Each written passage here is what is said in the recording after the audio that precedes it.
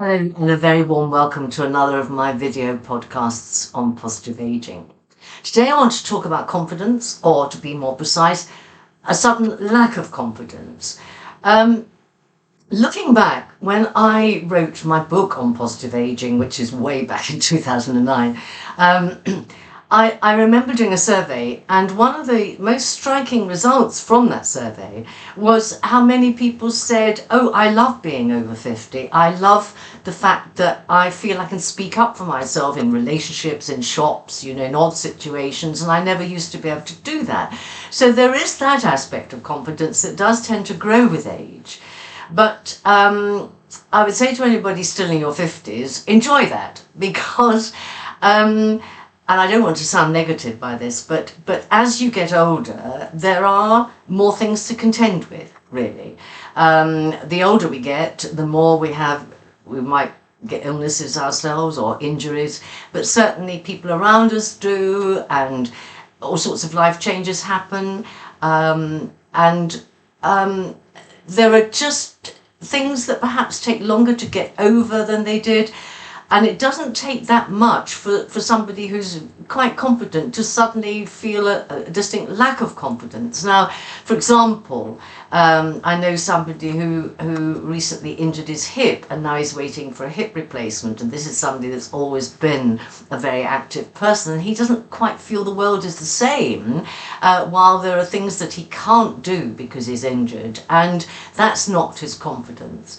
And I think the other thing about confidence is it's not necessarily just about you, but it's almost a sort of a shake-up of the confidence you've always had in that if I do this, this will happen, it'll all be fine, almost like kind of your own rules for living. And suddenly maybe your partner gets ill just out of the blue, or a best friend might get ill, or might suddenly decide she's going to go and live in Spain, or whatever it might be, and this impacts on you in a very big way, and you think, oh, life isn't as certain. And of course we learned in the pandemic that life isn't that certain, and perhaps there is still a lingering sense of that going on. Talking of which, I had COVID recently, and I think that I can see now for people that I'd never had it before, but that kind of knocks your confidence. Or even if you have a really heavy cold, because you think, oh,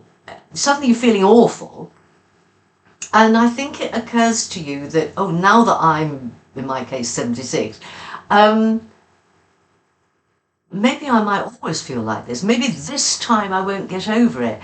There's no evidence, by the way, that you won't get over something just because you're older, although sometimes it takes longer. But I think that worry kind of niggles away at you and does dent your confidence sometimes. So what can you do about it?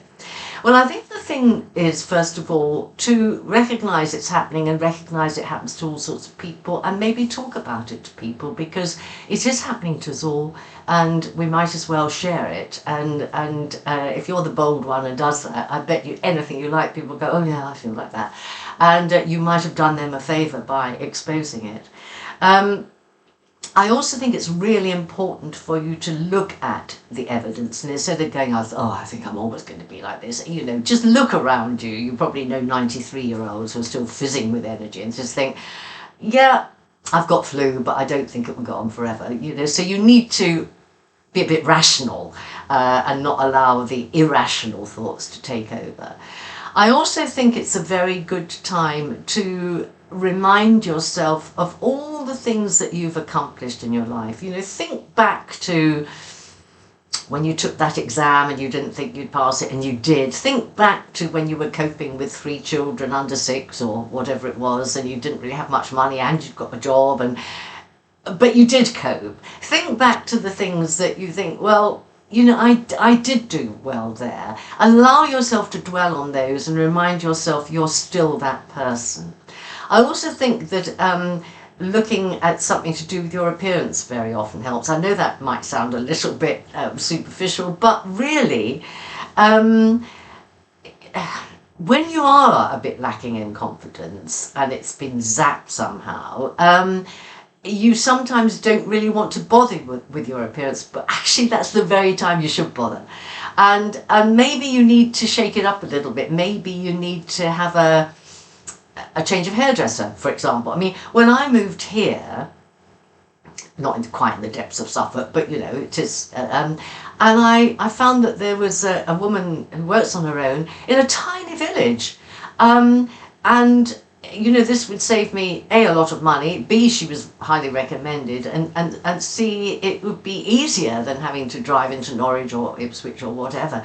Do you know, her name's Sarah Durrant, by the way, she is absolutely the best cutter of hair I've encountered in my entire life. And I've been to some, you know, amazing salons in London, I think. So look around, talk to people, and find out who's really good at doing something that you perhaps want done, like having a different haircut, or just buy something that has colour in it. And lifts your mood. Those sort of things are important.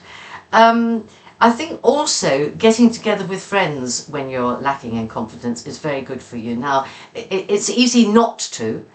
It's easier not to, isn't it?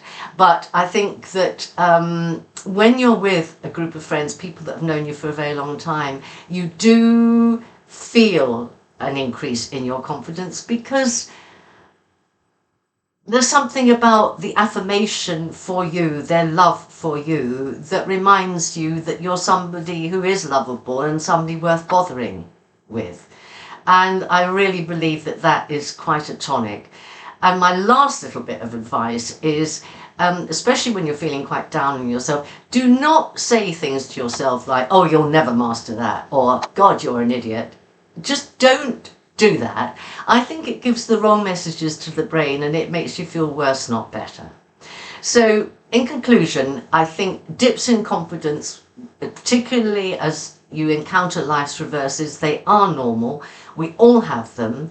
We need to be logical about them and find some practical ways to get ourselves out of them, and then we can sparkle.